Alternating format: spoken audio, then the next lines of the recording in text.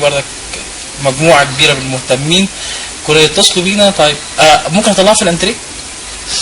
انت حاطه فين؟ مفيش اي روايح او اي لا لا لا يعني لا احنا دلوقتي احنا قاعدين في الاستوديو مفيش اي حاجه. يعني ممكن نطلعه، ممكن نحط في الانتريه، نحط في الانتريه دي حضرتك حاطه فين؟ في اوضه النوم.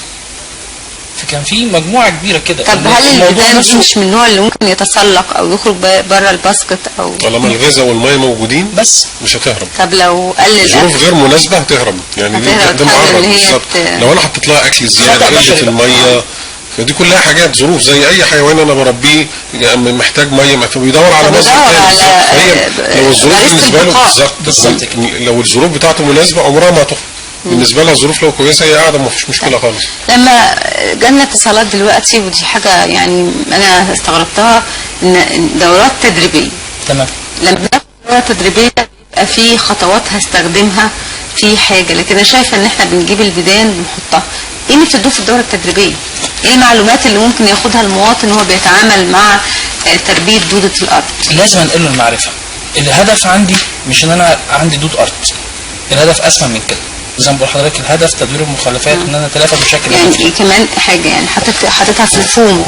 هل هي تتحط لا ده للنقل، لكن بعد كده بحطها في نظام مخصوص ليها. ازاي بقى؟ يعني هل الباسكت العادي بتاع البيت البلاستيك، هل الكيس بلاستيك بتاع الزراعه اللي هو الجامد شويه يعني يتحط ازاي؟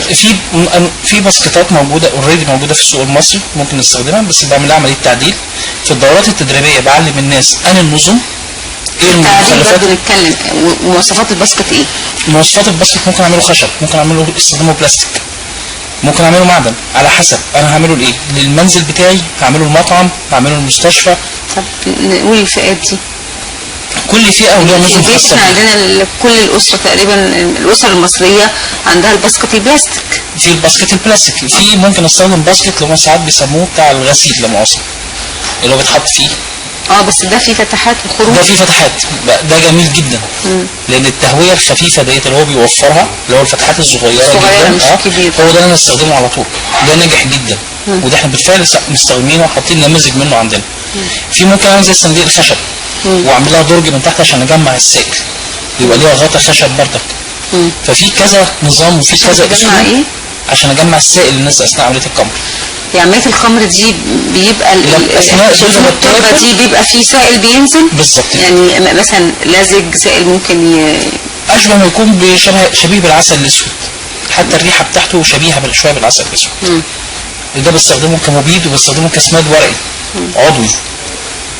يعني في البيت المصري العادي ممكن تجميع ده ويودوه فين لو هو ما عندوش ارض او ما عندوش زراعه؟ او هو ده الهدف، ان انا يعني نوع من انواع ان انا بحسن او بدي الطريق للناس. دوروا المخلفات العضويه بتاعتكم.